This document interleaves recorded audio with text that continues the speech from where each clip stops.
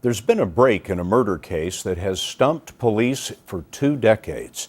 The victim was a young girl, but that's about all they knew about her until now. Here's Jeff Glor.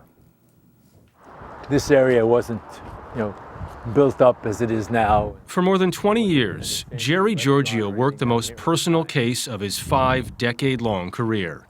It could finally be closing. I was elated, to say the least. In July of 1991, a cooler was found just off New York City's West Side Highway. Inside, the body of a 4.5-year-old girl. She was bound, malnourished, and sexually abused. There's just a special thing about when it happens to a child, an innocent child can't defend himself or herself. Like a hand came up from this little baby and clutched at our heart, took a piece of us, and she became part of our family. Nobody else claimed her, and we referred to her as our baby. And you never stopped thinking about her? Never stopped. Giorgio's wife picked out the white dress the child was buried in.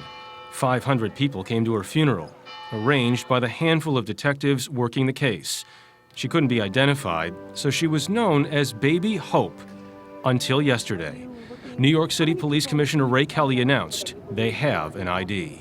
I do, again, want to commend the detectives for never giving up, staying on this case. A tip came in after police posted flyers in the area this summer. Someone came forward saying they might know a relative, and that led detectives to the child's mother. Her DNA was a match.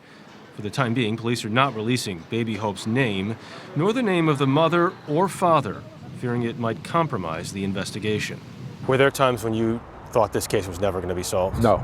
You were always hopeful? Absolutely. Giorgio retired in July, so he will not be making an arrest. But he says as the case nears completion, there is one more thing he can do. Make sure the tombstone gets changed, so the child known for 22 years as Hope finally gets her real name back. Jeff Glor, CBS News.